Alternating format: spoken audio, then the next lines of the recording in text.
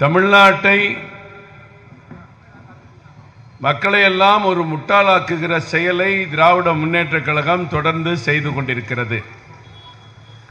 அந்த கட்சியினுடைய கொள்கையே அதுதான். வேஷம் போட்டு மேடையிலே வீர வசனம் பேசி சமத்துவம் பேசி இந்த கட்சி தொடங்கும் போதும் இந்தி ஒழிக என்று சொன்னார்கள், இன்றைக்கும் இந்தி ஒழிக என்று சொல்கிறார்கள்.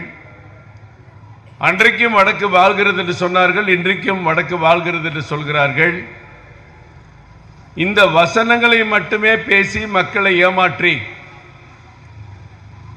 23 ஆண்டு காலம், புரட்சி தலைவர் அவர்கள் காலத்திலே 13 ஆண்டுகள், புரட்சி தலைவி அவர்கள் காலத்திலே 10 ஆண்டுகள், 23 ஆண்டுகள் தமிழக மக்களால் விரட்டப்பட்ட திராவிட முன்னேற்றக் கழகம் மக்களை ஏமாற்றி பொய்யான வாக்குறுதிகளை கொடுத்து ஆட்சியை பிடித்தார்கள்.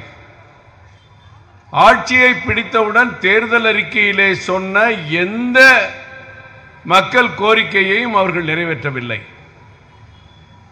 ஏறத்தாழ நூற்றுக்கணக்கான தேர்தல் அறிக்கையிலே அவர்கள் சொன்ன வாக்குறுதிகளை நிறைவேற்றாது மட்டுமல்லாமல் அந்த தேர்தல் வாக்குறுதிக்கு எதிராகவும் நடந்து கொண்டார்கள்.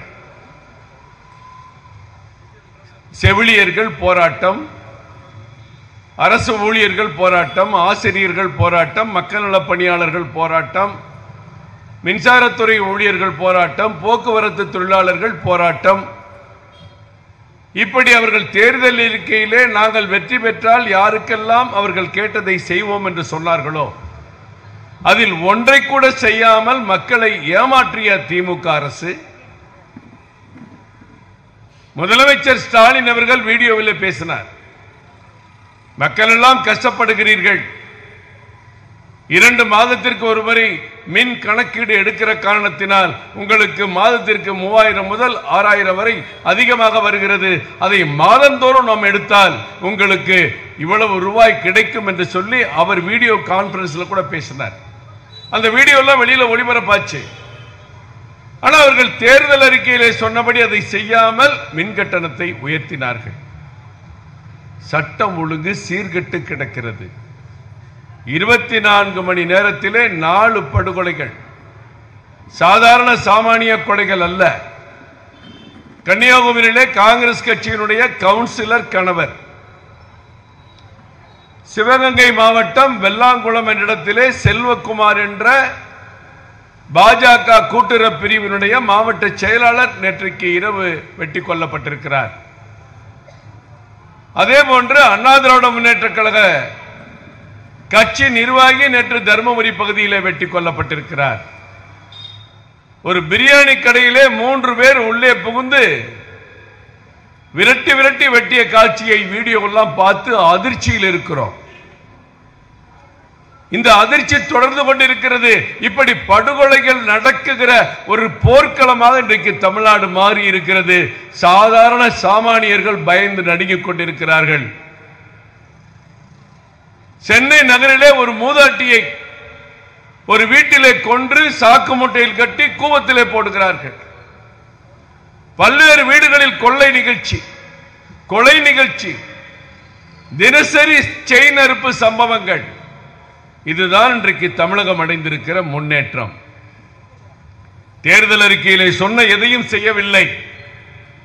கூட்டணி கட்சிகள் இருக்கின்றன, நாங்கள் பேசுவதையெல்லாம் கேட்டு ஏமாறுவதற்கு சிறுபான்மை மக்கள் இருக்கிறார்கள் என்ற இருமாப்புடன் என்ன சம்பவங்கள் மோசமாக நடந்தாலும் அவற்றை எல்லாம் மாற்றி ஏமாற்றி மடைமாற்றம் செய்து நீட் என்று 2016 இருந்து இருக்கக்கூடிய அந்த நீட் பரீட்சையை பற்றி இன்னும் பேசிக் கொண்டிருக்கிறார்கள். இந்த முறை நேற்றைக்கு முன்தினம் வெளிவந்த மார்க்கின் அடிப்படையிலே இந்தியாவிலேயே முதன்மையான மாணவன் தமிழகத்தைச் சேர்ந்த மாணவன் வெற்றி பெற்றிருக்கிறார்.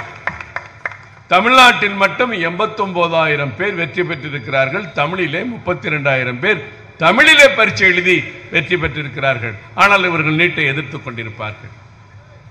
எதற்கெடுத்தாலும் போய் ரயில்வே திட்டங்களுக்கு நிதி ஒதுக்கப்படவில்லை.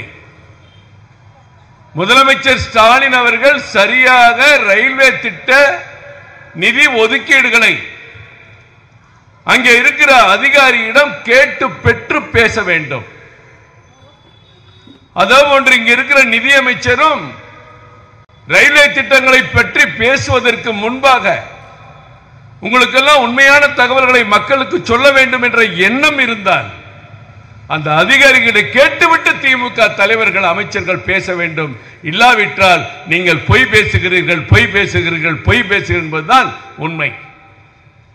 5463 கோடி தமிழ்நாட்டினுடைய ரயில்வே திட்டங்கள், சதன் ரயில்வேக்கு இல்ல, தமிழ்நாட்டுக்கு மட்டும். எப்ப திமுகவினுடைய மத்திய ஆட்சி, காங்கிரஸ் திமுக கூட்டணி ஆட்சி 10 ஆண்டு காலத்தில் ஒதுக்கியது 5463 கோடி. ஆனால் பாரத பிரதமர் நரேந்திர மோடி அவர்கள் ஆட்சிக்கு வந்த பிறகு இந்த 10 ஆண்டுகளில் தமிழ்நாட்டுக்கு மட்டும் ரயில்வே துறையில் ஒதுக்கப்பட்டிருக்கிற நிதி 22,600 கோடி. இந்த ஆண்டு 6,300 கோடி, ரெண்டையும் சேர்த்தால் 28,300 கோடி ஒதுக்கி இருக்கிற பிரதமர் எங்கே? பாஜக ஆட்சி எங்கே? மத்திய அரசு எங்கே? 10 ஆண்டுகள் 5,400 கோடி ஒதுக்கிய காங்கிரஸ் திமுக கூட்டணி எங்கே? 77 ரயில் நிலையங்களை புதுப்பித்துக் கொண்டு இருக்கிறோம். 77 ரயில் நிலையங்கள். நீங்க இன்னும் 2 வருஷம் கழிச்சு எக்மோர் ஸ்டேஷனை போய் பார்த்தீங்கன்னா உங்களுக்கு அடையாளமே தெரியாது. 353 கோடி ஒரு ஸ்டேஷனுக்கு ஒதுக்கி இருக்கிறாங்க. அந்த ஸ்டேஷனை விமான நிலையம் மாதிரி மாத்துறாங்க. ஒரு பக்கம் உள்ள போகணும், ஒரு பக்கம் வெளியே வரணும். எல்லாம் ஃபுல் ஆட்டோமேட்டிக். எக்மோர் ரயில் நிலையம் மாறுது. எக்மோர் ரயில் நிலையம் மட்டுமில்ல, 77 ரயில் நிலையங்களை தமிழகத்திலே புனரமைப்பதற்கு பாரத பிரதமர் 3000 கோடி ஒதுக்கி இருக்கிறார். பொய் பேசுறதுக்கு ஒரு அளவு இல்ல, வெக்கம் இல்ல. எதை வேணுமானாலும் பேசலாம். ஏன்னா நம்ம பேசுறத போடுறதுக்கு பத்திரிகை இருக்காங்க, மீடியாக்கள் இருக்காங்க.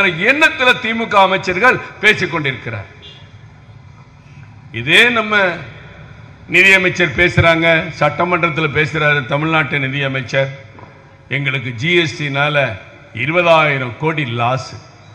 என்ன பொய் பித்தலாட்டம், என்ன ஒரு பித்தலாட்டம்.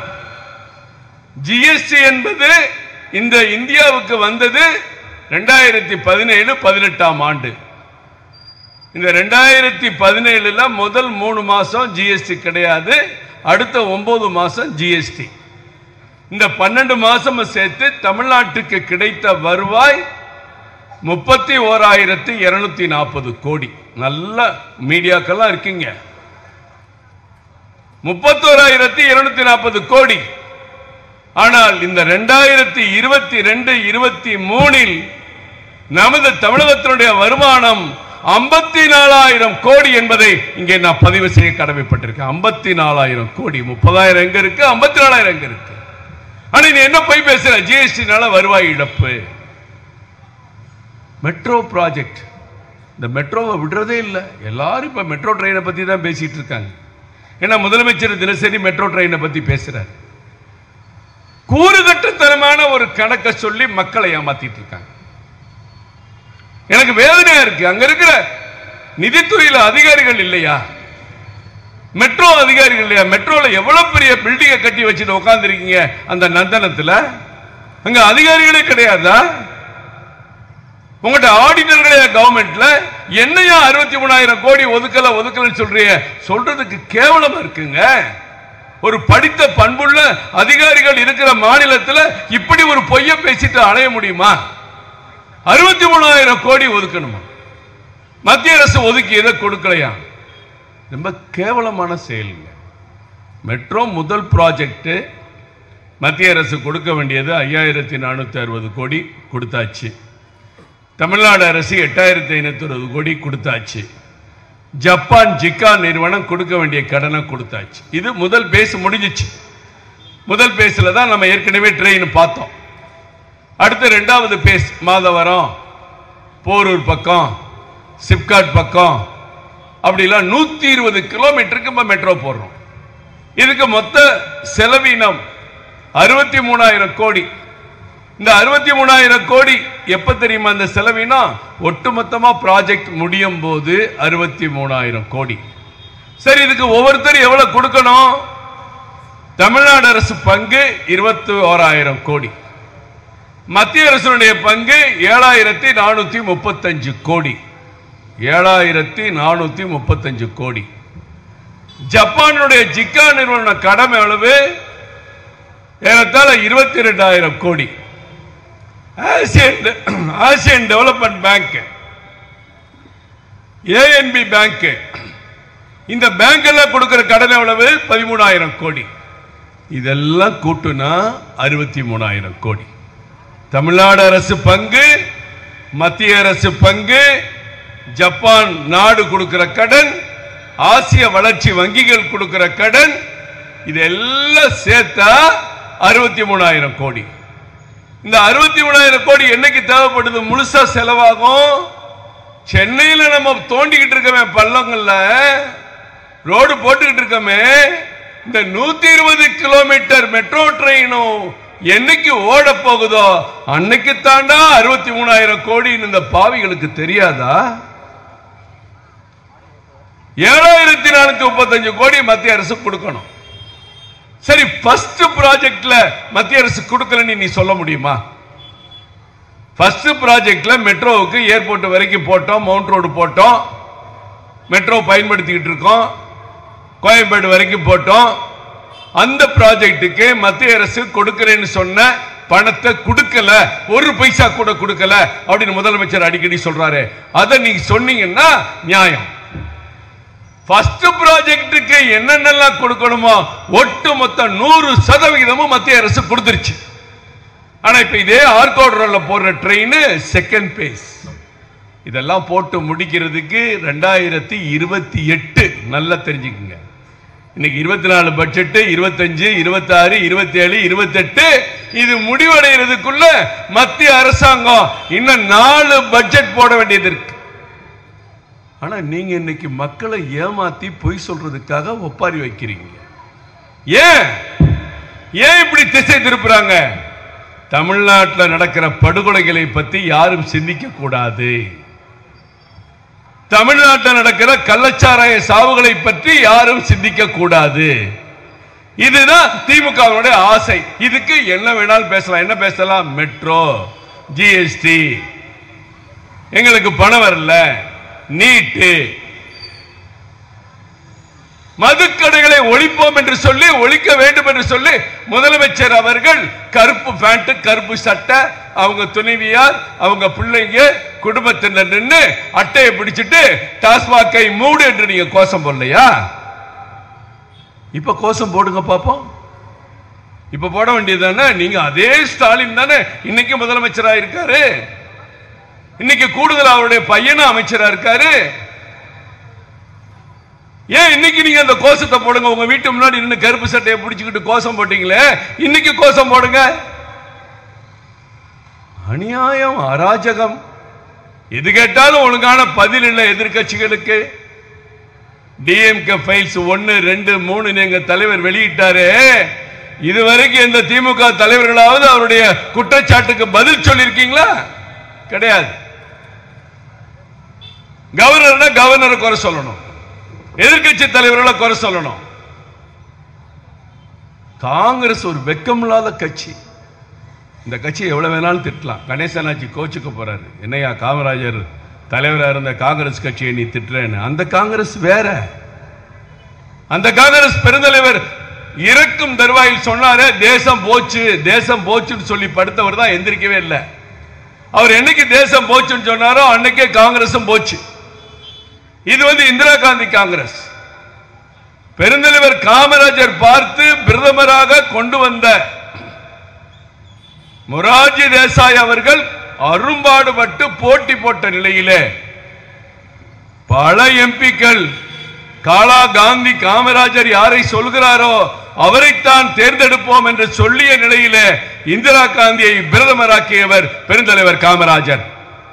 ஆனால் அந்த காமராஜரை பத்தி ஒரு நிருபர் கேட்கும் போது, என்னங்க எமர்ஜென்சிய இந்திரா காந்தி கொண்டு வந்து தவறுன்னு காமராஜர் சொல்லியிருக்கிறாரு, நீங்க என்ன பதில் சொல்றீங்க?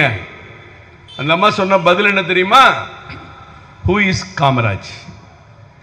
அந்த அம்மாவுக்கு வாழ்க்கை கொடுத்து காங்கிரஸ் தலைவர்கள் பல பேர் போட்டியிட்டாலும் வெளிநாடுகளில் படித்து வந்த நமது இந்திரா காந்தி அம்மையார் வந்தால் நாட்டுக்கு புதிய வழி பிறக்கும் என்ற அவர் தேர்ந்தெடுத்த அந்த அம்மையார் காங்கிரஸ் காமராஜரை பார்த்து ஹூ இஸ் காமராஜர் என்று கேட்கிறார்.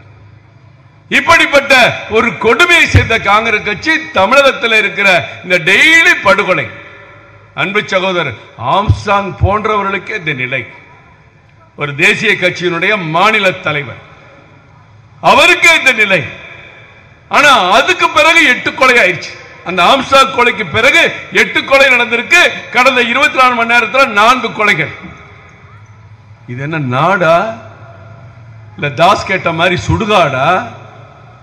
ஆனால் இந்த ஆட்சியை ஈவிகே இளங்கோவன், செல்வ பெருந்தகை போன்றவர்கள் எல்லாம் காமராஜர் ஆட்சினா அது ஸ்டாலின் ஆட்சின்னு சொல்லக்கூடிய அளவுக்கு ஒட்டு காங்கிரஸ் இங்கே இருக்கிற காரணத்தினால் திமுக என்ன தவறு செய்தாலும் பரவாயில்லை என்று சொல்லி பேசுகிற வைகோ போன்றவர்கள், திருமாவளவன் போன்றவர்கள் கம்யூனிஸ்ட் கட்சிகள் அடிமைகளாகவே மாறிவிட்டார்கள். அவர்களுக்கு தேவை ஒரு எம்பி, 2 எம்பி, ஒரு 4 எம்எல்ஏ. இதுதான் அந்த கட்சிகளுடைய நோக்கம், கொள்கை, லட்சியம். அதனால் திமுக செய்கிற தவறுகளை தட்டி கேட்க திராணி இல்லாத கூட்டணி கட்சிகள் இந்த ஆட்சியை காமராஜர் ஆட்சி என்று சொல்கிறார்கள். பட்ஜெட்டை பத்தி பட்ஜெட் வெளியிட்டால் எல்லா கட்சிகளும் என்ன செய்வாங்க தெரியுமா? அந்த மாநிலத்தில் என்னென்ன பொருட்களுடைய விலை உயர்கிறது, என்ன பொருட்களுடைய விலை குறைகிறது, இதுக்கு வரி போட்டது தவறு, இந்த திட்டங்களுக்கு இவ்வளவு ஒதுக்கி இருக்கிறீர்கள், இன்னும் கூடுதலாக ஒதுக்கி இருக்கலாம். இப்படித்தான் ஒவ்வொரு அரசியல் கட்சியும் திட்டம் போட்டு பேசுறத நாம எல்லாம் பார்த்திருக்கோம். ஆனா இன்றைக்கு திமுக வேடிக்கையாக, வினோதமாக தமிழ்நாடு என்ற பெயர் இல்லை, தமிழ்நாட்டை சொல்லவில்லை, திருக்குறளை சொல்லவில்லை. வெக்கம் இல்லை உங்களுக்கு? தமிழகத்தினுடைய பெருமையை நிலைநாட்டுகிற ஒரு செங்கோலை அங்கே வைத்திருப்பதை கேலி செய்கிற ஒரு கூட்டணி எம்பிக்களை வைத்துக் கொண்டு தமிழை பத்தி பேசுறீங்க. அதுல ஒரு கம்யூனிஸ்ட்காரன் பேசுறான், பாவம் இருந்தாலும் அவன் சொல்லக்கூடாது, சாரி. ஒரு கம்யூனிஸ்ட் மதுரை எம்பி பேசுறாரு, செங்கோலை வச்சிருந்த மன்னர்கள்லாம் எத்தனை பொம்பளையும் வச்சிருந்தாங்க, அது உங்களுக்கு சரித்திரம் பின்னாடி இருக்கிறது தெரியுமான்னு கேட்கிறேன். நம்ம தலைவர் ஒரு டிப்ட் போட்டார், இந்த கேனை ஒரு செங்கோல்ல ஒரு மேயர் அம்மாவுக்கு கொடுக்கிற போட்டோவை போட்டு நம்ம தலைவர் ஒரு கேள்வி கேட்டிருந்தாரு. அப்ப இந்த செங்கோலுக்கு பின்னாடி என்னையா இருக்கு, நீ எதை நினைச்சியா செங்கோலை கொடுத்தாரு கம்யூனிஸ்ட்கார் கேட்டான். இன்னைக்கு டெய்லி படம் வந்துகிட்டு இருக்கு, காஞ்சிபுரம் மேயர் பிரச்சனை, அந்த மேயர் பிரச்சனை, திருநெல்வேலி மேயர் பிரச்சனை, எல்லாருமே செங்கோலை வச்ச படத்தை தான் பத்திரிகைகள் போட்டுக்கிட்டு இருக்கீங்க. அப்ப இந்த செங்கோலுக்கெல்லாம் விளக்கத்தை கம்யூனிஸ்ட் எம்பி வெங்கடேசனுக்கு தான், அந்த சூனா வெங்கடேசன் தான் நம்ம கேட்கணும். அப்படி ஒரு செங்கோலின் தமிழகத்தினுடைய ஒரு மன்னர்கள் ஆட்சிக்கு எடுத்துக்காட்டு. தமிழகத்தினுடைய கலாச்சாரம், தர்மத்தை நிலைநாட்டுகிற செங்கோல் உன் கண்ணுக்கு தப்பா தெரியுது. ஏன்னா நீ தப்பான கட்சி, கம்யூனிஸ்ட் கட்சியில் இருக்க, தப்பான திமுகவோட கூட்டணியில் இருக்க.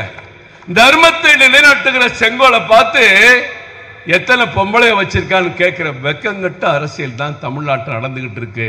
இத வேற ஒரு மாநில எம்பி கூட கேட்டா, என்னங்க நீங்க செங்கோல் இங்க கொண்டு வந்து வச்சிட்டீங்க அப்படின்னு வேற ஒரு மாநிலத்தில் இருக்க எம்பி கேட்டா கூட பொறாமையில கேட்கிறாங்கன்னு சொல்லலாம். அட படுபாவிகளா, ஜவஹர்லால் நேரு ஆட்சியை நாம் அடைந்திருக்கிறோம் என்று அதற்கு ஒரு சின்ன அடையாளம் வேண்டும் என்று கேட்ட பொழுது ராஜாஜி அவர்கள் தமிழ்நாட்டினுடைய ஒரு கலாச்சார பாரம்பரிய வரலாறு இருக்கிறது, இங்கே ஒரு மன்னர் வெற்றி பெற்றாலோ அல்லது புதிய மன்னர் பட்டமேற்றாலோ அவர் கையில் இந்த ஆட்சி, நீதி, நிர்வாகம் இருப்பதற்கு அடையாளமாக ஒரு செங்கோல் கொடுக்கப்படும். அதே போன்ற ஒரு செங்கோலை நாம் வெள்ளைக்காரன்ட்ட கொடுத்து வாங்கிடுவோம், அதுதான் நம்ம ஆட்சி மாற்றத்துக்கு அடையாளம் சொன்ன உடனே அந்த செங்கோலை இங்க இருக்கிற உம்முடியார்ஸ், அந்த உம்முடியார்ஸ் கூட்டம் இப்ப உயிரோட போயிட்டு அந்த நிகழ்ச்சியில கலந்துட்டு வந்தாங்க பெரியவங்க. அவங்க இல்லைன்னா இது போலி பொய்யின்னு இருப்பாங்க இங்க இருக்கிற கம்யூனிஸ்ட்காரெல்லாம். அந்த செங்கோலை கொண்டு போய் கொடுத்து அன்றைக்கு எந்த அளவுக்கு இன்றைக்கு பாரத பிரதமர் அதற்கு மரியாதை கொடுத்து சிவாச்சாரிகளை வரவழைத்து, அர்ச்சகர்களை வரவழைத்து அது பூஜைகள் செய்து அதை கொண்டு போய் அந்த பார்லிமெண்ட்ல நிறுவனார், புதிய பார்லிமெண்ட்ல. எதுக்கு? எப்படி அவருக்கு இந்த சிந்தனை வந்தது? ஹைதராபாத்துக்கு ஒரு அருங்காட்சியகத்துக்கு போறார். அந்த அருங்காட்சியகத்தில் இந்த மாதிரி ஒரு செங்கோல் சாஞ்சு கிடக்கு. அவர் கிட்ட நின்று அதிகாரிகளை கூப்பிட்டு, என்ன இது இப்படி சாஞ்சு கிடக்கு, இது என்ன அதுன்னு கேட்டிருக்காரு. வடநாட்டில் இந்த பழக்கம் இல்லை. அந்த அதிகாரி அப்ப சொல்லியிருக்கிறாரு, இந்த மாதிரி ஜவஹர்லால் நேரு ஆட்சி நாம் முதுமையாக இந்தியா வெள்ளைக்காரர்களை விரட்டி விட்டு ஆட்சியை பிடிக்கிற பொழுது இது போன்று கொடுத்தார்கள், அது இங்கே வந்து கிடக்கிறது என்று சொல்ல, உடனே அதை நிமிர்த்தி வைக்க சொல்லிவிட்டு அந்த அதிகாரிகள் சொல்வது உண்மையா என்று ஆராய்ச்சி செய்து அது உண்மை என்று தெரிந்த பிறகு அன்றைக்கு இந்த செங்கோலுக்கு என்ன மரியாதை கொடுத்தார்களோ, எந்த மகத்துவத்தோடு இதை கொண்டு சென்றார்களோ அதே மரியாதையை கொடுத்து, அந்த மரியாதை தமிழனுக்கு கிடைக்கிற மரியாதையாக, தமிழுக்கு கிடைக்கிற மரியாதையாக பாராளுமன்றத்தில் நிறுவிய பாரத பிரதமர் அவர்களை பார்த்து மற்ற மாநில எம்பிக்கள் பேசவில்லை. வெக்கங்கட்ட காங்கிரஸ் எம்பி மாணிக் தாகூர் கேட்கிறார், இது தேவையா என்று. மதுரை மண் முத்தமிழ் சங்கம் வளர்த்த மதுரையை சேர்ந்த வெங்கடேசன் கேட்கிறார். இப்படி காங்கிரஸ் நிலைமை பரிதாபமாக இருக்கிறது. நாடாளுமன்றத்துக்கு போனா இவங்க கண்ணுக்கு இதுதான் படுது. தமிழ்நாட்டுக்கு என்ன கேட்கலான்னு படல. செங்கோல் ஏண்டா வச்சிருக்க, ஏன் இந்த சேர் இப்படி இருக்கு, எப்ப வெளியில போவோம், உள்ள போகும்போதே பேசிட்டு போறது, எல்லாரும் ஒன்னா ஆட்டு மந்த மாதிரி வெளியே போவோம், மாட்டு மந்த மாதிரி உள்ள வருவோம். நீங்க மக்களுக்காக போகல. ஓ ஈகோ, ஓம் பிரச்சனை, ஓ கட்சி சண்டை, ஓ கூட்டணி சண்டை, ஓ பகையை தீர்த்துக்கிறதுக்காக மக்கள்கிட்ட ஓட்டை கேட்டு பெற்று அங்க போய் வேடிக்கை காட்டிட்டு இருக்கீங்க. போண்டா பச்சி ராஜ்குமார் சொன்னதை போல. என்ன இல்ல பட்ஜெட்ல எம்ப்ளாய்மெண்ட். அவர் சொன்ன வார்த்தை இன்றைக்கு நமது மத்திய நிதியமைச்சர் நிர்மலா சீதாராமன் அவர்கள் சொன்ன வார்த்தையை டைம்ஸ் ஆஃப் இந்தியாவில் தெளிவா போட்டிருக்காங்க. ஒவ்வொரு வார்த்தைக்கு இது இதாயா பட்ஜெட்னு அந்த அம்மா சொல்லியிருக்காங்க. என்ன இல்ல பட்ஜெட்ல? ஏற்கனவே இருக்கிற திட்டங்கள்ல நேற்றைக்கு வந்த மத்திய அமைச்சர் ஜிதேந்திர சிங் அவர்கள் ஒவ்வொரு திட்டமா சொன்னார். முத்ரா கடன் திட்டம், ஏழை எளிய மக்களுக்கு இலவச எரிவாயு இணைப்பு கொடுத்த திட்டம், வீடுகள் தோறும் நல்ல குடிநீர் இணைப்பு கொடுத்த திட்டம், விவசாயிகளுக்கு ஆண்டுக்கு 6000 ரூபாய் கொடுத்த திட்டம், இலவச வீடுகள் கட்டி கொடுக்கிற திட்டம், இப்படி எல்லா திட்டங்களிலுமே இந்தியாவிலேயே பாதி சமமாக பெற்றிருக்கிறது, பாதி அதிகம் பெற்றிருக்கிறது தமிழ்நாடு, தமிழக மக்களுக்கு கிடைத்திருக்கிறது. எனவே திமுக போராட வேண்டியதில்லை, தமிழ்நாட்டை பார்த்து நாங்கள் தான் அங்கே போராட வேண்டும் என்று மத்திய அமைச்சர் சொல்கிறார். நிதி ஆயோக்குள்ள இதுக்கு எங்களுக்கு முதலிடம் கிடைத்தது, 2வது இடம் கிடைத்தது, 3வது இடம் கிடைத்ததுன்னு சொல்றீங்களே, முழு பக்க விளம்பரம் போடுறீங்களே, அந்த நிதி ஆயோக் கூட்டத்துக்கு நீங்க போக வேண்டாமா? இப்ப முதலமைச்சர் நிதி ஆயோக் கூட்டத்துக்கு போக மாட்டேன், சின்ன பிள்ளைங்க கோச்சுக்கிட்டா நான் வரமாட்டேன், நான் பள்ளிக்கூடத்துக்கு போக மாட்டேன், நான் டியூஷன் போக மாட்டேன், நீ போமா நான் கல்யாணத்துக்கு வரமாட்டேன், இப்படி பேசுற மாதிரி நம்ம முதலமைச்சர் என்னங்க இது சின்ன பிள்ளைத்தனமா இருக்கு. நான் நிதி ஆயோக் கூட்டத்துக்கு போக மாட்டேன். மம்தா பானர்ஜி கூட போனாங்க, போய் ஒரு பெரிய டிராமா. அதுக்கு பிறகு நிதியமைச்சர் அம்மா நிர்மலா சீதாராமன் அவர்களும் அந்த தலைமை அதிகாரி சுப்பிரமணியம் அவர்களும் விளக்கம் சொன்னாங்க. உங்க மைக்கே ஆப்பெல்லாம் ஒண்ணும் பண்ணல, நீங்களே வந்தீங்க, நீங்களே பேச, நீங்களே போயிட்டீங்க. அந்த அம்மாவோட தலைமைச் செயலாளர் அந்த கூட்டத்தில் தொடர்ந்து இருக்கிறார். ஒரு நிதி ஆயோக் கூட்டம்னா என்ன பெருமைப்பட்டுக்கிறார்ல. ஒரு 10 நாளைக்கு முன்னாடி முதலமைச்சர் ஸ்டாலின் முழு பக்க விளம்பரம் எல்லா பத்திரிகையிலையும், நிதி ஆயோக் தமிழகத்திற்கு பாராட்டு. அப்ப நிதி ஆயோக்கோட முக்கியத்துவம் உங்களுக்கு தெரியுதுல்ல. ஆனா நான் நிதி ஆயோக் கூட்டத்துக்கு போக மாட்டேன். இவர் போக மாட்டேங்கிற சொல்றதுக்கு என்ன காரணம்னு தெரியல. வேறு சில காரணங்கள் இருக்கலாம். போய் என்ன பண்ண போறோம்னு இருக்கலாம், போய் ஏதாவது விவாதம் பண்ண முடியுமான்னு இருக்கலாம், போய் என்ன அங்க போய் நீட்டை பத்தி பேச முடியாது, அங்க போய் மெட்ரோவை பத்தி பொய் சொல்ல முடியாது, அங்க போய் ஜிஎஸ்டி பத்தி பொய் சொல்ல முடியாது. நம்ம மேடைகளில் பேசலாம், சட்டமன்றம் எங்க சட்டமன்றம் என்ன வேணாலும் பேசலாம். அதுக்காக தான் அவர் போகாம இருந்தார். இப்ப மட்டும் இல்ல, போன வட்டம் போகல, 2 வருஷமா போகல. 2 வருஷமா போகாதவரு புதுசா இன்னைக்கு போகாத மாதிரியும் பட்ஜெட் தமிழ்நாடு பேரை சொல்லலைங்கிற மாதிரியும் ஒரு டிராமா போடுறாங்க பாருங்க. அப்ப தாங்க முடியல சாமி. கவுண்டமணி சொன்ன மாதிரி இவங்க டிராமா தாங்க முடியல. நீங்க போவே உங்களால முடியாது. போராட்ட திமுக எதுக்கு போராட்டம்? பட்ஜெட்ல தமிழ்நாடு பேர் இல்லை. ஏயா, ஒவ்வொரு பட்ஜெட்லையும் நிதியமைச்சர் அவர்கள், பல்வேறு கட்டவங்களில் பாரத பிரதமர் அவர்கள் லடாக்கில் போய் ராணுவ வீரர்கள்ட்ட பேசினாலும் சரி, பள்ளி குழந்தைகள்கிட்ட பேசினாலும் சரி, பாராளுமன்றத்தில் பேசினாலும் சரி, மிகப்பெரிய கூட்டங்களையும் பேசினாலும் சரி, சங்க இலக்கியங்கள், திருக்குறள், மகாகவி பாரதியார் கவிதைகள், தமிழை பற்றி புகழ்ந்து பேசாமல் என்றைக்காவது பாரத பிரதமர் இருந்ததுண்டா? நிதியமைச்சர் பட்ஜெட் தொடங்கும் போதெல்லாம் ஒரு குறளை பத்தி, இலக்கியத்தை பத்தி பேசினாரு. அன்னைக்கெல்லாம் திமுக பாராட்டுறீங்களா? நிர்மலா சீதாராமன் அவர்கள் எங்கள் தமிழ் தங்க இலக்கியத்தில் மேற்கூறு காட்டி பேசியது எங்களுக்கெல்லாம் உணர்ச்சிகரமாக நாங்கள் தமிழக மக்கள் சார்பில் நன்றி சொல்கிறோம் என்று சொன்னீங்களா? நீங்க இன்னைக்கு தமிழை பேசலையா? இவங்க போராட்டம் பண்ண எவ்வளவு வெக்கம் இல்ல, அசிங்கம் இல்ல, சந்தர்ப்பவாதம் இல்ல, காழ்ப்புணர்ச்சி இல்ல. நீங்க எதுக்கு போராட்டம் பண்ணணும்? திமுகவுக்கு போராட்டம் பண்ண உரிமை இருக்கேன்னா அரசியல் கட்சிங்க அவங்களும் போராட்டம் நடத்தி தானே ஆகணும். எதுக்கு போராட்டம் பண்ணணும்? முதலமைச்சர் இருக்கிறாரு, டிஜிபி இருக்கிறாரு, ஏடிஜிபி இருக்கிறாரு, மாவட்டந்தோறும் எஸ்பிக்கள், சிட்டியில எல்லாம் கமிஷனர்கள் எல்லாம் நாங்க இருக்கோம். எங்களெல்லாம் மீறி இவ்வளவு படுகொலைகள் பண்றீங்களா பாவிகளா, ரவுடிகளா? உங்களை எதிர்த்து திமுக போராட்டம் பண்ணுதுன்னு போராட்டம் பண்ணலாம்.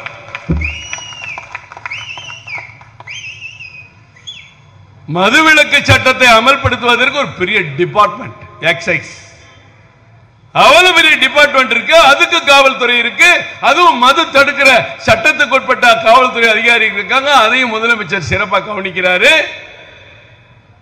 இவ்வளவு இருந்து எங்களை எல்லாம் மீறி நீங்க கள்ளச்சாராயம் காய்ச்சிருக்கீங்களா? உங்களை எதிர்த்து நாங்க போராட்டம் பண்றோன்னு திமுக போராட்டம் பண்ணிருக்கலாம். அதை விட்டுட்டு தமிழ்நாடுன்னு பேர் சொல்ல நீங்க போராட்டம் பண்றீங்களே. ஆனா இப்ப சொன்னா அவங்க செஞ்சிருவாங்க. இங்க பிரச்சார பிரிவு தலைவர் சொன்ன மாதிரி பட்ஜெட் அறிவிக்கும் போது கும்மிடி பேண்டி பேரை சொல்லல, கொட்டாம்பட்டி பேரை சொல்லல, தென்காசி பேரை சொல்லல, கன்னியாகுமரி பேரை சொல்லல, உளுந்தூர்பேட்டை பேரை சொல்லலன்னு ஒவ்வொரு மாவட்டத்திலையும் சிறு சிறு நகரங்கள்லாம் தனித்தனியா போராட்டம் பண்ணுவாங்களா? இது அப்பட்டமான கேலி கூத்துன்னு சொல்லிதான் 2-3 நாளா திமுக அப்படியே அமைதி ஆயிட்டாங்க. இனிமேல் தமிழ்நாடு பேரை சொல்லலைன்னு சொல்லி பட்ஜெட் சொல்லலைன்னு சொல்லி போராட்டம் பண்ணா அசிங்கமா இருக்குன்னு விட்டுட்டாங்க. நீங்க என்ன தமிழ்நாட்டுக்கு நல்லது செய்யும்போது நீங்க பேசுறீங்களா? சொல்றாங்களே, மத்திய அரசு அறிவிப்பு, காவிரியின் குறுக்கே மேகதாதுவிலே அணை கட்ட முடியாது, கட்ட அனுமதி கிடையாதுன்னு மத்திய அரசு அறிவிக்குது. நீ நன்றி தெரிவிச்சியா? ஒரு பாராட்டு தெரிவிச்சியா? இந்த துரைமுருகன் எப்போ லூசு மாதிரி பேசுவார். அங்க போய் என்ன செய்யறாரு? நான் அமைச்சர்கிட்ட பேசினேன், அவர் ஏதோ இந்தியில சொன்னாரு, எதுக்கு அச்சா அச்சான்னு சொன்னாரு, அவ்வளவுதான் பேசுற. சரியா? நீ வரும்போது தானே அறிவிப்பு வருது, மேகதாது அணை கட்ட அனுமதி இல்லை, முல்லைப்பெரியாறிலே புதிய அணை கட்ட அனுமதி இல்லை. யார் அறிவிச்சிருக்கா? மத்திய அரசு, மோடி அரசு, பாஜக அரசு அறிவிச்சிருக்க. நீ பாராட்ட வேண்டாமா? அங்க போனவர் அச்சா அச்சான்னு சொன்னார்னு பச்சி போண்டா சாப்பிட்டு வந்து பேசிட்டு இருக்கீங்க. அப்ப என்ன தமிழ்நாட்டுக்கு கிடைத்திருக்கிற நன்மைகள்? காங்கிரஸ் திமுக கூட்டணியில கிடைக்காத பல நன்மைகள் தமிழ்நாட்டுக்கு கிடைச்சிருக்கு. அத்தனை திட்டங்களும் இன்னும் தொடருது. 15 லட்சம் வீடுகள் தமிழ்நாட்டுக்கு கிடைச்சிருக்கு. 61 லட்சம் வீடுகள் நகர்பகுதியில் கிடையாது, கிராம பகுதியில். ஒவ்வொரு வீட்டுக்கும் தடி குடிநீருங்க. அங்க டேங்க்ல தண்ணியை திறந்து விட்டா ஒவ்வொருத்தரும் பெண்கள்லாம் குடத்தை தூக்கிட்டு போய் பொது குழாயில வரிசையில் நிற்க வேண்டாம். திறந்து ஒரு டேப்பை திறக்கிற அன்னைக்கு வீட்டு வாசல் இருக்க குடிநீரை திறந்து 61 லட்சம் குடும்பங்களுக்கு மத்திய அரசு இன்னைக்கு உதவி பண்ணியிருக்கு. எல்லா பெண்களும் ரேஷன் கடையில போய் 20 கிலோ அரிசி 30 கிலோ அரிசின்னு வாங்குறமே ஏழை மக்களுக்கு. யோசிச்சு பாருங்க, 1 பைசா காசு வாங்காமல் 2 கோடி ரேஷன் கார்டுகளுக்கு ஏறத்தாழ ஆண்டுக்கு 35 லட்சம் டன் அரிசி கொடுப்பது மத்திய மோடி அரசு என்பதை தெரிவித்துக் கொள்கிறேன். திமுக மறுக்க முடியுமா? இங்கே இடத்துல மேடையை போட்டு நாளைக்கு வேண்டாம் சொல்லுங்க, இங்க மேடையை போட்டு பாவம் அந்த சகோதரிய அவங்க தற்கொலைக்கு காரணமா இருந்தீங்கன்னா அவங்க படத்தை வச்சு பேசிக்கிட்டு இருப்பீங்க. நீட்டை பத்தி என்ன சொன்னாலும் உங்களுக்கு உரைக்காது. இன்றைக்கு 89 லட்சம் பேர் பதிந்து வைத்திருக்கிறார்கள். 69 லட்சம் பேர் தினசரி வேலைக்கு போறாங்க. 100 நாள் வேலை திட்டம். 69 லட்சம் பேருக்கு நீங்க அடிச்ச ஊழல் தெரிஞ்சு 100 நாள் வேலை திட்டம் காலையில் பேர் குதிரையா வீட்டுக்கு போ, வீட்டுக்கு போயிட்டு ஆளுக்கு 50 ரூபா வாங்கிக்க, சம்பளம் மீதி சம்பளத்தை அவன் எடுத்துட்டு போயிடுவான். இதுதான் பழைய 100 நாள் திட்டம். ஆனால் இப்போ மோடி என்ன தெரியுமா பண்ணாரு? 100 நாள் வேலை திட்டத்துக்கு வரக்கூடிய சகோதரிகளுக்கு அவங்க பேங்க் அக்கவுண்ட்ல பணம் போட்டார். பேங்க் அக்கவுண்ட்ல எத்தனை பேர் வாங்கிட்டு இருக்காங்க? தமிழ்நாட்டில் 100 நாளைக்கு 69 லட்சம் பேர் 100 நாள் வேலை திட்டத்தில் சம்பளம் வாங்கிட்டு இருக்காங்க. அந்த சம்பளத்தை காங்கிரஸ் திமுக கூட்டணி 140 ரூபா வச்சிருந்த சம்பளத்தை இன்றைக்கு பாரத பிரதமர் ஏறத்தாழ 280 ரூபாய் உயர்த்தி இருக்கிறாரு அந்த ஏழை எளிய மக்களுக்கு. அதுக்கு நீங்க என்னைக்காவது நன்றி தெரிவிச்சிருக்கீங்களா?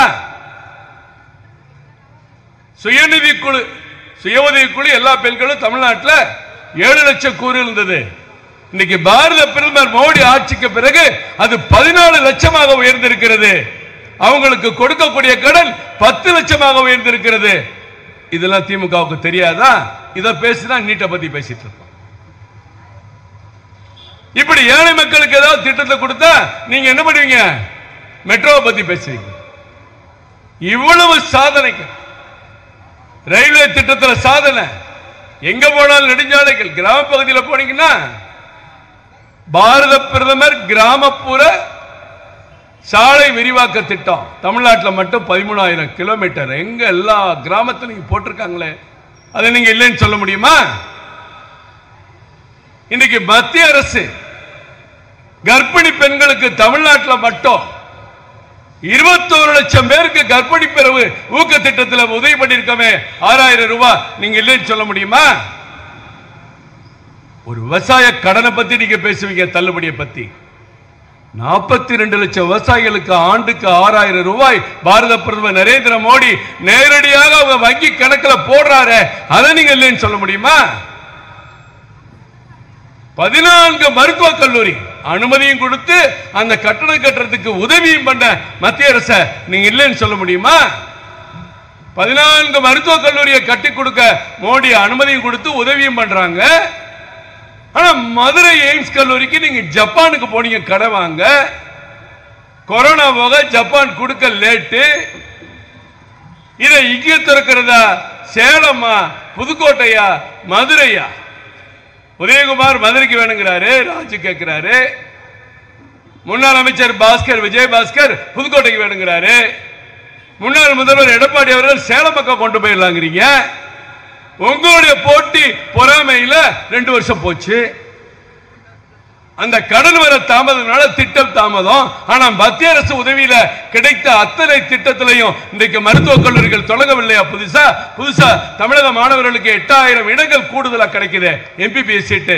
அதை சொல்ல உங்களுக்கு உரிமை இல்லை.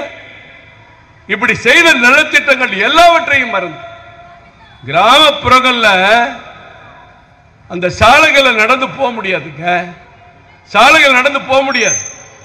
தவறி காலை வச்சிட்டோம்னா ஒரு தப்பான இதுல நம்ம காலை வச்சிடும். அந்த பெண்கள், பாதிக்கப்படக்கூடிய பெண்கள் ராத்திரியில தான் வீட்டை விட்டு வெளியே போகணும், இல்லாட்டி அதிகாலையில் போகணும். ஏன்? வீட்டில் டாய்லெட் இல்லை. சரி, கிராமப்புறங்களில் டாய்லெட் எங்க இருக்கும்? பணக்கார வீடுகளில் இருக்கும், பெரிய அரசு ஊழியர்கள் வீட்டில் இருக்கும். சாதாரண வீடுகளில் டாய்லெட் இருக்காது. இங்க எல்லாம் பாதி பேர் கிராமத்துல தான் வந்திருக்கோம். அத்தனை வீட்டுக்கு டாய்லெட் கட்டி கொடுத்ததுல 12,500 ரூபாய் ஒரு டாய்லெட்டுக்கு, மொத்த 12,500 ரூபாயும் அந்த ஏழை மக்கள் வங்கி கணக்கில் போட்டு தமிழகத்துக்கு கட்டி கொடுத்த டாய்லெட் எண்ணிக்கை எவ்வளவு தெரியுமா? 61,24,000 டாய்லெட் கட்டி கொடுத்தோம். இன்னைக்கு நீங்க கிராம பகுதிக்கு போங்க, எங்கேயாவது ஒரு அவமானம் நம்ம பார்க்க முடியுமா? பெண்கள் போயிட்டு இருப்பாங்க, சைக்கிள் வரை எந்திரிச்சு நிற்பாங்க சார், பரிதாபமா இருக்கும். இன்னைக்கு அந்த நிலை இருக்கா கிராமத்தில்? யாராவது சொல்லுங்க பார்ப்போம். அப்படி இந்த தமிழகத்துக்கு அள்ளி கொடுத்த வள்ளல் பாரத பிரதமர் 10 லட்சம் கோடியை அள்ளி கொடுத்திருக்கிறார் 10 ஆண்டுகள்ல. வரக்கூடிய ஆண்டுகள் அதை விட அதிகம் செய்வார். இவங்க பேதம் பார்க்கிற மாதிரி அவர் பேதம் பார்க்கிற தலைவர் அல்ல. அவருக்கு இவங்க குடும்பம் மாறி மகன் மருமக மச்சான் பேரன் பேத்தி கிடையாது. அவருக்கு இருக்கிற ஒரே குடும்பம் இந்திய மக்கள் 140 கோடி பேரும் பாரத பிரதமருடைய குடும்பம். அதனால செய்வார். இன்னைக்கு பட்ஜெட்ல 1 கோடி இளைஞர்களுக்கு பயிற்சி 4.1 கோடி ஒதுக்கி எல்லா இளைஞர்களும் தான் பயன்பட போறான். ஏற்கனவே இருக்கிற திட்டம்லாம் தொடர்ந்து செயல்படும். முதலே சொல்லிட்டாங்க. ஏற்கனவே இருக்கிற அத்தனை திட்டங்களும் தொடர்ந்து செயல்படும். புதிதா வந்த திட்டம் தங்கம் வெள்ளி மருந்து பொருட்களுக்கு சுங்க வரி குறைப்பு, விலை குறையும். சோலார் தகடு பொருத்துகிற வீடுகளுக்கு இங்க இருக்கிற முத்துராஜ் விஜய் எல்லாம் பண்ணணும். சோலார் வீடுகளுக்கு பொருத்தணும்னா 300 யூனிட் இலவசமா கொடுக்க போகுது மத்திய அரசு. 300 யூனிட் கொடுக்க போகுது, மறந்துடாதீங்க. அந்த திட்டத்தை கூட வெளியே சொல்ல மாட்டாங்கன்னா நிதி வேணும்பாங்க. புதிய கல்வி திட்டத்தை கொண்டு வான்னு சொன்னா புதிய கல்வி திட்டத்தை கொண்டு வர மாட்டோம், எங்களுக்கு ரூபாயை மட்டும் அனுப்புங்கம்பாங்க. ஏன் கடையை துறையா பேங்க் லோன் தரணும்னா கடையெல்லாம் திறக்க மாட்டேன், நீ கடனை மட்டும் கொடுன்னு கேட்கிற மாதிரி இங்க உட்கார்ந்து கேட்டுட்டு மத்திய அரசை கேலி கிண்டல் பண்ணிட்டு இருக்கீங்க. அத்தனை திட்டங்களையும் ஏறத்தாழ விவசாயத்துறைக்கு மட்டும் 2,62,000 கோடி, கல்விக்கு 1,58,000 கோடி, பெண்கள் நல திட்டங்களுக்கு 3 லட்சம் கோடி, இளைஞர்களுக்கான திட்டங்கள் மட்டும் 2 லட்சம் கோடி, இளைஞர்கள் மாணவர்களுக்கு 2 லட்சம் கோடி, 48 லட்சம் கோடி. நீங்க என்ன சர்டிபிகேட் கொடுக்கிறது? பட்ஜெட்டை பத்தி, பிரதமரை பத்தி உலகம் சர்டிபிகேட் கொடுக்குது. உலகத்தில் இருக்கிற எல்லா நாடுகளையும் கண்காணிக்கக்கூடிய ஐநா நிதி ஆணையம் கொடுக்குது சர்டிபிகேட். யாருக்கு? பாரத பிரதமருக்கு, இந்தியாவுக்கு. உலகின் 5வது இடத்துக்கு உயர்ந்திருக்கிறார்கள். இந்தியா வல்லமை பெற்ற நாடாக பொருளாதாரத்திலே முன்னேறி கொண்டிருக்கிறது. எல்லா நாடும் பின்னோக்கி செல்கிற நிலையில இந்தியா மட்டும் முன்னோக்கி சென்று கொண்டிருக்கிறது. யார் சொல்றா? ஸ்டாலின் சபரீஷன் நமக்கு சொல்லணுமா? ஐநா நிதி ஆணையம் சொல்கிறது. இந்த பட்ஜெட்ல அத்தனை திட்டங்களும் 48,20,000 கோடிக்கான அத்தனை திட்டங்களும் தமிழக மக்களுக்கான திட்டங்கள். நான் ஏற்கனவே சொன்னது போல தொடர்ந்து தமிழக மக்களுக்கான திட்டங்கள் கிடைக்கும். இவர் சொன்னது எதையுமே செய்யல. தேர்தல் அறிக்கையில் இங்க பெண்கள் உட்கார்ந்து இருக்கீங்க. நாங்க ஆட்சிக்கு வந்தவுடன் கேஸ் சிலிண்டருக்கு 100 ரூபாய் குறைப்போம்னாரு. குறைச்சாரா? சொல்லுங்க, யாராவது சொல்லுங்க.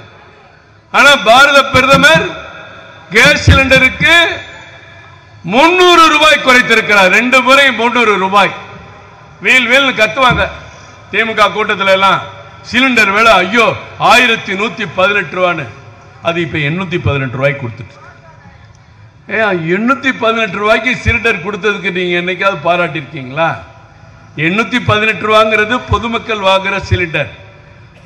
வறுமை கோட்டுக்கு கீழே இருக்கிற பாரத பிரதமர் அவர்களை தமிழ்நாட்டில் யாருமே விறகு வச்சு நீ அடுப்பெரிக்க வேண்டாம், சிலிண்டர் இல்லாத வீட்டுக்கெல்லாம் நாங்களே இலவசமா இணைப்பு தரோம் சொல்லி 39 லட்சம் பேருக்கு நம்ம இணைப்பு கொடுத்தோம் மத்திய அரசு.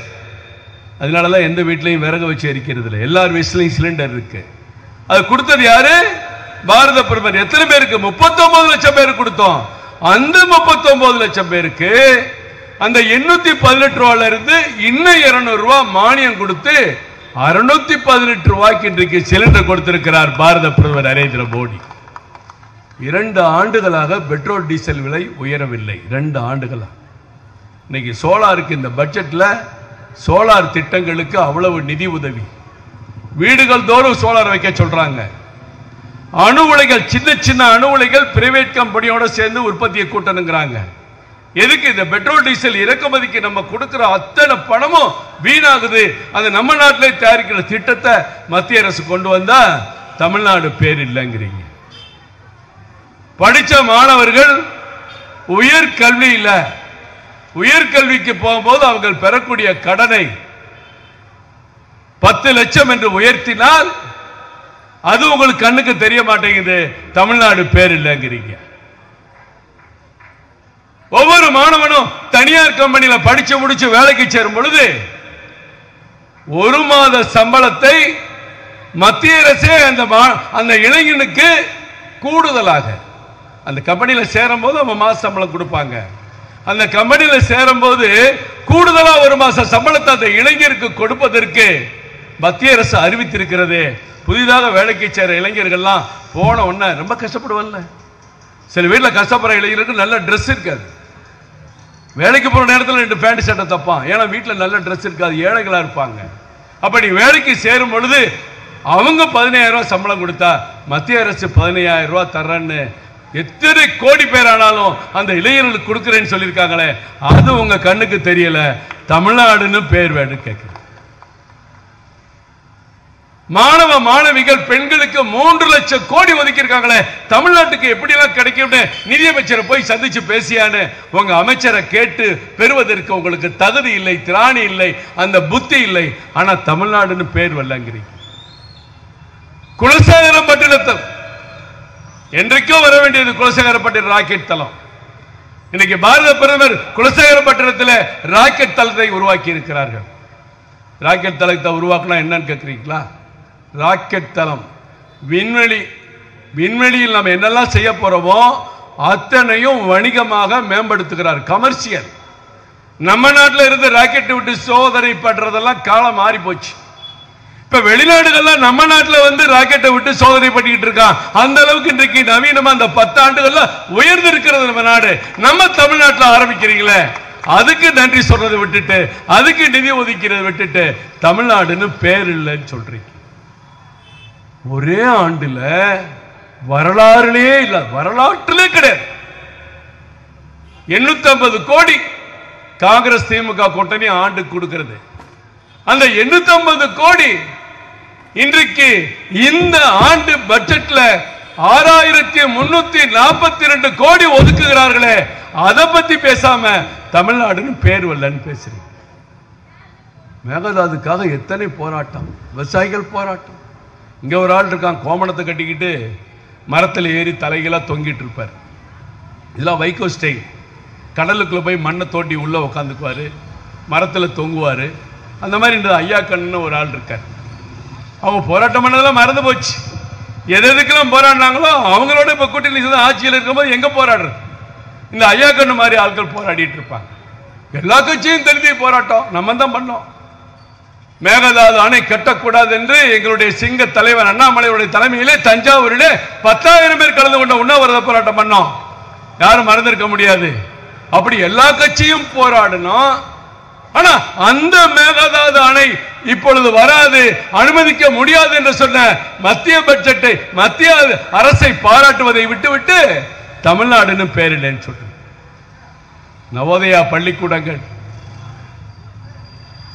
ஒடுக்கப்பட்ட மக்களுக்கு, பட்டியல் சமுதாய மாணவனுக்கு ஒரு சென்ட் ஜோசப் ஸ்கூல்ல போய் படிக்க முடியாது, வேலம்மாள் ஸ்கூல்ல போய் படிக்க முடியாது, மகரிஷி வித்யாலயில போக முடியாது. ஆனால் அந்த மாணவனுக்கு அந்த பள்ளிக்கூடத்தில் என்ன சொல்லிக் கொடுக்கிறார்களோ, எந்த அளவுக்கு தகுதியாக இருக்கிறதோ அதே போன்று ஒரு நவீனமான நவோதயா பள்ளியை தமிழ்நாட்டுக்கு 20 பள்ளிக்கூடங்கள் கொடுக்கிறோம், எடுத்து நடத்துங்கள் என்று சொன்னால் அதை ஏற்க மறுக்கிறீர்கள், அதற்கு புறம்பாக பேசுகிறீர்கள். அதை ஏற்காமல் தமிழ்நாடு பெயர் வல்லை என்று சொல்லிக் கொண்டிருக்கிறார். மக்களை ஏமாற்றி ஏமாற்றி வஞ்சித்து வஞ்சித்து பழக்கப்பட்ட திமுக வெற்றி மமதையில் இருக்கிறது. வெற்றிக்கு நாங்கள் வெகு தொலைவில் இல்லை, நல்லா புரிஞ்சுக்கணும். இப்ப பேசுற இந்த மத்திய சென்னையில் அதிமுக கூட்டணி டெபாசிட் காலி. தென் சென்னையில் அதிமுகவின் குரலாக ஒலிக்கக்கூடிய அண்ணன் ஜெயக்குமாருடைய மகன் தம்பி ஜெயவர்தன் அவர்கள் டெபாசிட் காலி. ஏறத்தாழ 12 நாடாளுமன்ற தொகுதியில் பாஜக 2வது இடம், அதிமுக 3வது இடம். வேடிக்கையா பாத்தீங்கன்னா திமுக மண்டை போய் காஞ்சு போய் கிடக்குறான். திமுக தலைவர் கேட்கிறார், எப்படியா பாஜகவுக்கு இவ்வளவு ஓட்டு வந்துச்சு? ஏன் அவருக்கு வைத்தறிச்சல் 7% ஓட்டு குறைஞ்சு போச்சு, எடப்பாடிக்கு 8% ஓட்டு குறைஞ்சு போச்சு. ஆனா அவர் பேட்டியில சொல்றாரு, எங்கள் ஓட்டு குறையவில்லை, நாங்கள் 2019 19% ஓட்டு வாங்கினோம், இப்ப 21% வாங்கியிருக்கோம், 2% கூடி இருக்கும். எப்படி கோமாளி கணக்கு பாருங்க. 19 இவர் போட்டியிட்டது 20 தொகுதி, இந்த வட்டம் அவர் போட்டியிட்டது 35 தொகுதி. 20 தொகுதியை விட நாங்க 2% கூடிட்டோம்னு 35 தொகுதியில போட்டியிட்ட எடப்பாடி சொல்றாரு திமுகவுக்கு அப்பட்டமா 7% குறைஞ்சிருச்சு. எல்லாம் சேர்த்து அதிகமா வந்திருக்கிறது யாருக்கு? பாரதிய ஜனதா கட்சிக்கு இன்றைக்கு அதிகமா வந்திருக்கு. ஒட்டுமொத்தமா தமிழகத்தில் போட்டியிட்ட இடங்கள்லாம் சேர்த்தா ஏறத்தாழ 12%. ஆனா சென்னை மாநகரம் வார்டுகள்ல கணக்கு பண்ணா 7 வார்டுகளில் வெற்றி பெற்றிருக்கிறது. 7 வார்டுகள்ல எழுதி வச்சுக்குங்க. தமிழகத்தில் 83 சட்டமன்ற தொகுதியில் பாஜக 2வது இடம் வந்திருக்கிறது. தென் சென்னையில் 27% ஓட்டுகளை பெற்றிருக்கிறோம். 27%. மத்திய சென்னையில் 24% வாக்குகளை பாஜக பெற்றிருக்கு. எங்க இருக்கும் பாஜக? எங்க இருக்கு? உங்களுக்கு ஏன் தெரிசிட்டு கேட்குறீங்க? இங்க என்ன ஓட்டு வாங்கிக்கிறீங்க, இங்க என்ன ஓட்டு வாங்கி கேட்ட கேள்வியெல்லாம் காலம் மலையேறி போச்சு. இப்ப நாங்க கேட்கணும், உங்களுக்கு எத்தனை சீட்டு கொடுக்கறது, நீங்க எவ்வளவு ஓட்டு வாங்கியிருக்கீங்க, உங்க ஓட்டு இவ்வளவு குறைஞ்சு போச்சு. எங்க இருக்கும் பாஜக? இன்னைக்கு வரலாறு படைத்திருக்கிறது தமிழக தேர்தலில். இதை முழுமையாக பாராட்ட மனமில்லாத எதிர்கட்சிகள், சில மனமில்லாத ஊடகங்கள் கூட பாஜக வெற்றியை கொண்டாடுவதற்கு அவர்களுக்கு மனசு வரல. ஆனா ஏற்கனவே பெற்ற ஓட்டுகளை 7% குறைத்து பெற்ற திமுக தலைகுனிந்து நிற்கிறது.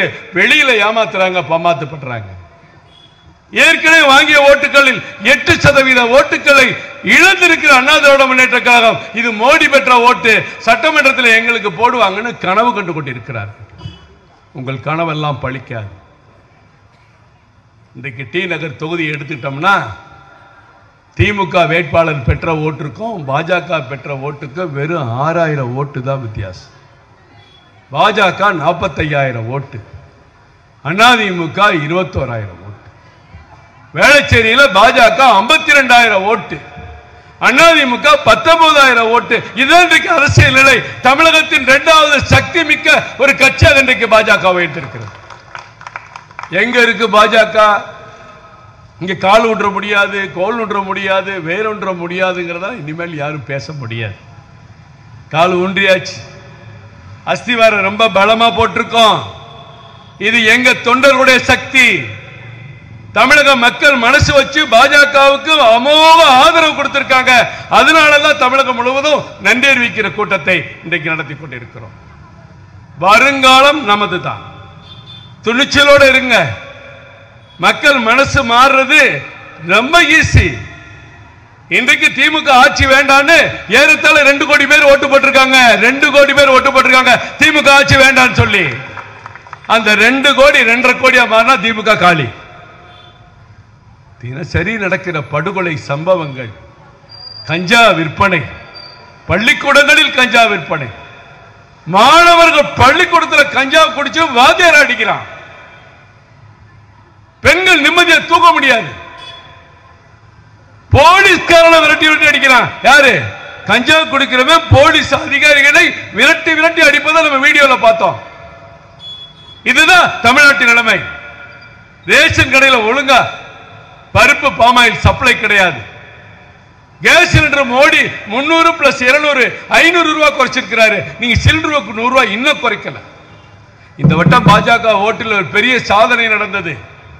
வழக்கமா அரசு ஊழியர்கள்லாம் திமுகவுக்கு தான் அதிக ஓட்டு போடுவாங்க அப்படின்னு சொன்ன ரெக்கார்டை உடைச்சு இந்த வட்டம் பாரதிய ஜனதா கட்சிக்கு அரசு ஊழியர்கள் பெரும்பான்மையாக ஓட்டளித்திருக்கிறார். சிறுபான்மையின மக்களை தூண்டி விட்டு அவர்களை போய் சொல்லி ஏமாத்தி உண்மையான மதவாதம் இல்லாத ஒரு கட்சி பாஜக மட்டும்தான். ஆனா இவங்க எல்லாம் முகமூடி போட்டுட்டு ஊரு ஒன்றுபட்டால் நல்லதில்லை, ஊரு 2 பட்டால் கூத்தாடிக்கு கொண்டாட்டன மாதிரி இன்றைக்கு திமுக செயல்பட்டு கொண்டிருக்கிறது. படித்த பண்புள்ள இளைஞர்கள், பெண்கள் ஆதரவு இன்றைக்கு பாஜகவுக்கு கிடைத்திருக்கிறது. இன்றைக்கு அண்ணாமலை என்ன சொல்கிறார் என்று சொல்லி பாரதிய ஜனதா கட்சி உறுப்பினர்கள் மட்டும் பார்க்கல, ஒவ்வொரு வீட்டில் இருக்கிற சகோதரி அண்ணாமலை வீடியோவில் என்ன பேசியிருக்கிறான்னு வீட்டில் உட்கார்ந்து பார்த்துட்டு இருக்காங்க. அந்த மாற்றம் தமிழகத்திலே ஒரு மிகப்பெரிய மாற்றத்தை தரும். சொன்னாங்களே காங்கிரஸ் கட்சி காமராஜர் ஆட்சி. யார் ஆட்சி? உண்மையான காமராஜர் ஆட்சி. தமிழகத்திலே பாஜக ஆட்சி என்று மலர்கிறதோ அதுதான் பெருந்தலைவர் காமராஜர் ஆட்சி என்று சொல்லி விடைபெறுகிறேன். நன்றி, வணக்கம்.